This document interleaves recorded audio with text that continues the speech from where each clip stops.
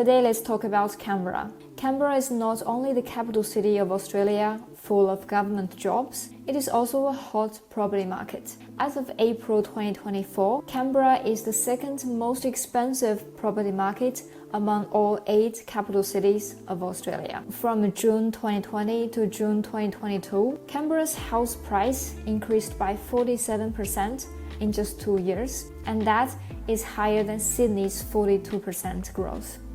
But after that boom, Canberra has gone into this low-key phase where we didn't really see much growth. When is Canberra going to grow again? Let's try to find out with 10 charts of Canberra's property market. Before we get into it, if you're interested in property investment and analyzing the market with data, that's what we do in InvestorKit. So if you like today's video, please like and subscribe, and with your support, we will be able to create more content like this and deliver to you more property insights with higher frequency. So now let's get started.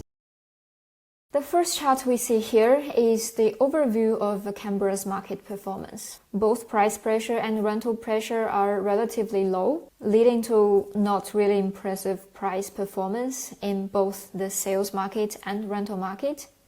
And that's why we're seeing Canberra is still in this not so favorable phase of its growth cycle. Rental yield scores too, affordability scores too.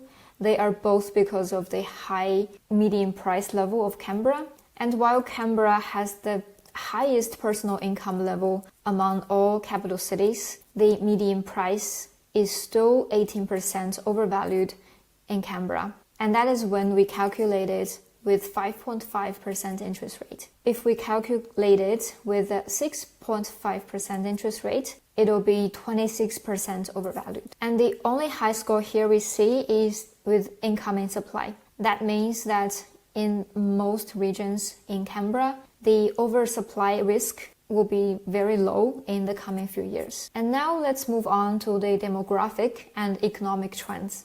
Chart 2 here is the migration trends and population trends. As we see, over the few years leading to the pandemic, population growth rate has been declining. During the pandemic, both the overseas migration and internal migration became negative, and that led to 2 years of very low population growth.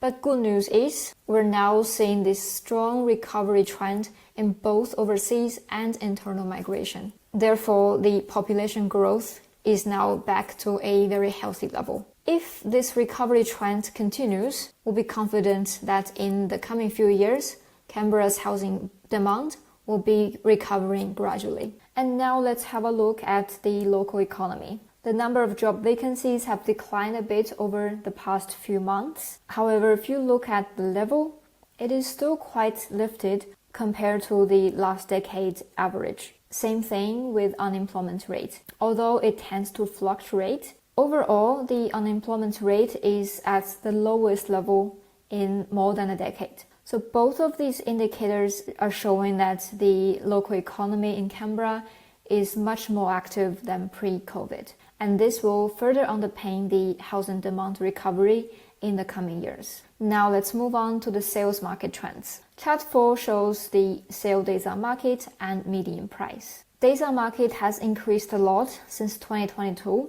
and as a result, market pressure declined and median price also declined. At this moment, days on market is stabilized at this level, but we're not seeing any significant declining trends that will push market pressure back up. And if we dig deeper into the demand and supply relationship, we'll see that over the past year, demand has been slightly declining, while supply is actually quite lifted compared to a year ago. These two trends have led to an increase in the inventory level, and as long as the inventory level is still trending up, it is hard to say that the market pressure is going to recover anytime soon. While the established supply is going up, the new supply level is actually going down. This chart 6 shows that over the past 2 years, the number of building approvals for new houses have been declining.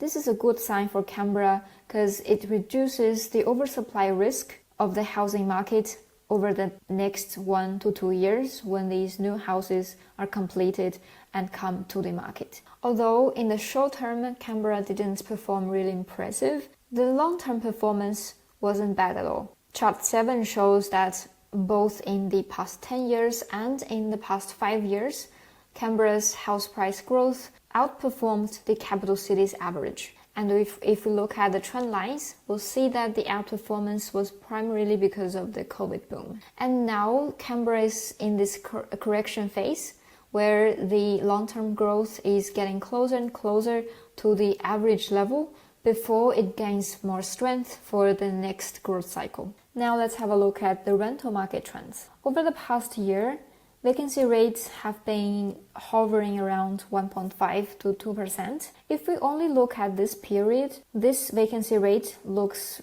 really low. However, if we extend it to 1 year ago or 2 years ago, we'll see that the vacancy rate is actually much lifted compared to that time. And that has led to a relaxation in rental market pressure, and that resulted in the stagnancy and decline in rental prices in Canberra. And because of the stagnancy in rental prices as well as the sales prices, the rental yield in Canberra didn't really move over the past year. But in comparison, the greater capital city average has been recovering. This is because in many other capital cities, including Sydney and Melbourne, the rental yield is actually going up because rents are surging, and at the same time, sales prices are not rising as fast. Just as the long-term sales price growth, the long-term rental growth in Canberra also outperformed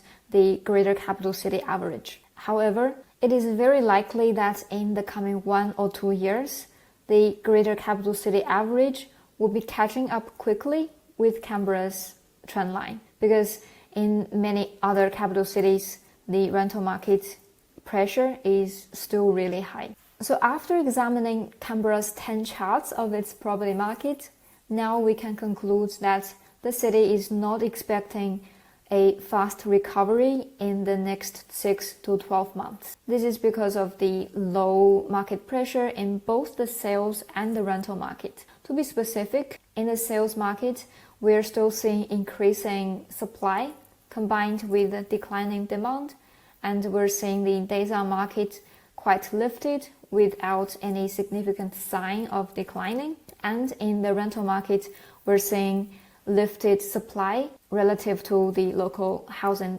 or rental demand. However, in the medium to long term, we are still quite confident in Canberra's growth. This is because 1, the local economy is quite strong compared to pre-COVID time. And 2, the population growth is recovering strongly. 3, as the interest rate goes down in the coming 1 or 2 years, the disadvantage of Canberra's unaffordability will become less significant and further boost the local buyers' confidence. However, for investors, it can be a very different story, because Canberra, for many investors, is not an ideal location. Because 1, the price level is still high, not easily accessible. 2, the rental yield is not as ideal.